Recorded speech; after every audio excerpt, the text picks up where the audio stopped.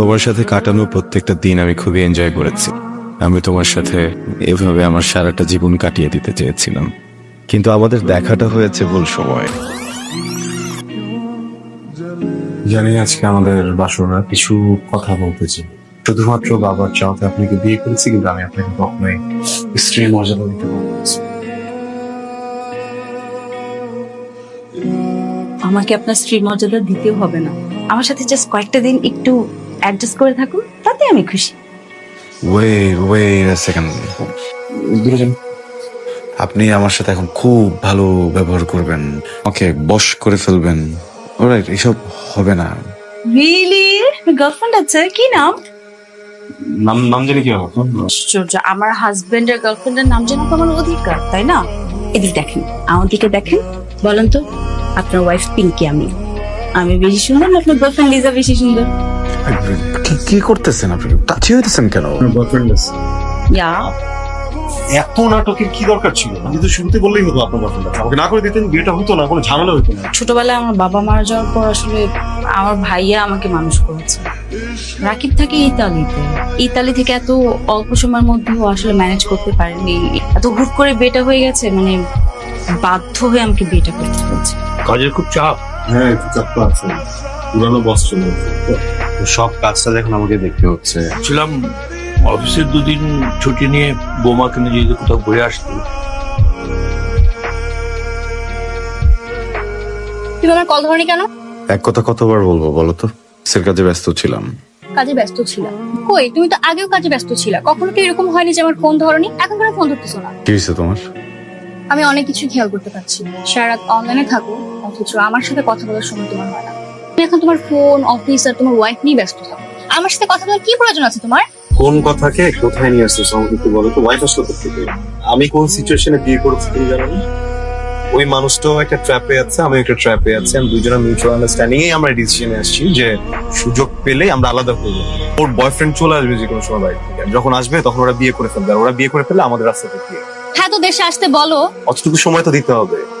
রাকিব, তুমি এই যে ঠিক মতো খাওয়া দাওয়া করো না, অসুস্থ হয়ে যাবো তো তুমি। আমার ভালোবাসার মানুষ আছে, অন্য কারো বউ। সবই বুঝলাম। আচ্ছা, আমাকে এখন বলো তো, পিঙ্কি কতক্ষণ সময় দাও দিনে? আমি তো সারাদিনে 3 ঘন্টার মতো আড্ডা দিই হয়তো। এভাবে তুমি পিঙ্কিকে সময় দিতে থাকলে তুমি তো মায়ে পড়ে যাবা।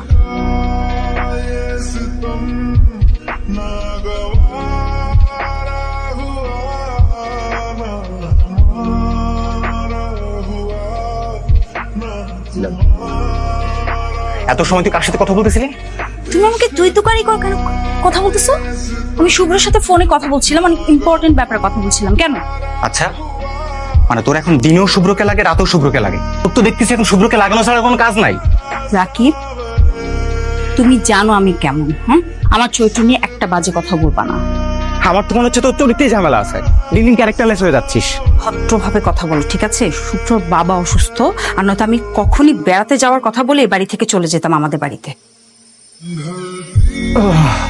মন খারাপ? না,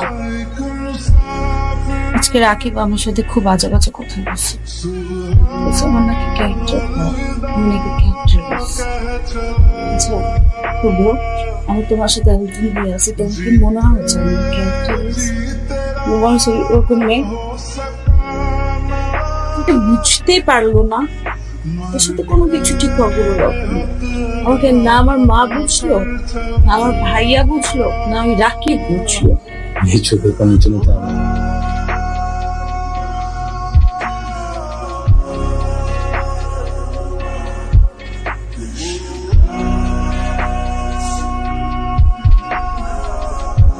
গত 7 দিন তুমি আমার ফোন কেন ধরনি সেটা বলো।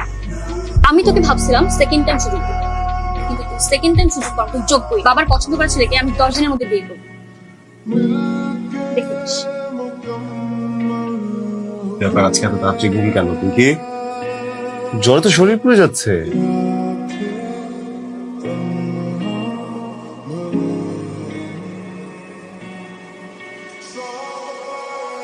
পিঙ্কি, অনেকক্ষণ থেকে তোমার ফোন বাজছে, রাকিবের কল আসছে।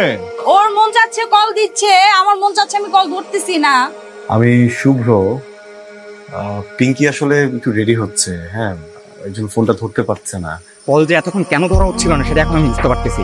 শুভ্র, আমার সাথে যদি চিট করা হয় খারাপ হয়ে যাবে, কিন্তু যদি এক বাপার এক ছেলেও থাকিস তাহলে তো আজকের মধ্যে পিঙ্কি কেটে বসবে দেখি। হ্যাঁ রাকিব, রাকিব, হ্যালো।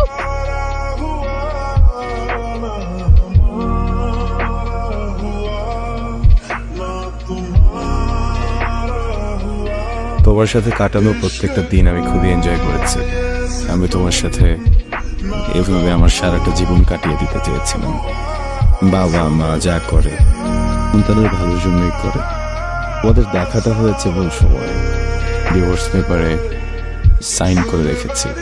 আজ হোক বা কাল হোক, তোমার আর রাকিবের ভালোবাসার স্বার্থে হলেও ওকে আমার ছেড়ে দিতে হতো। এতদিন আমার সাথে থাকার জন্য ধন্যবাদ।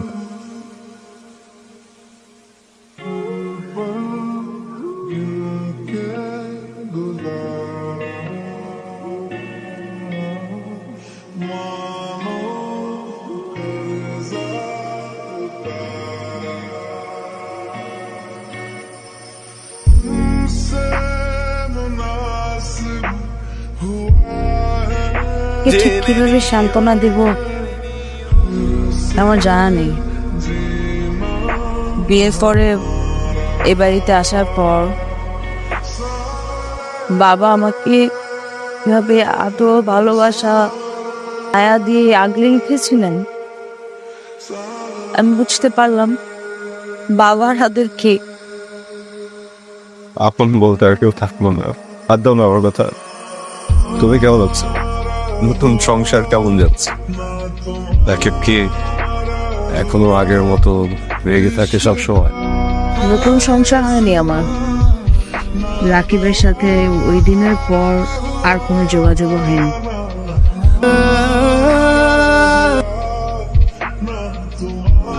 বাচ্চা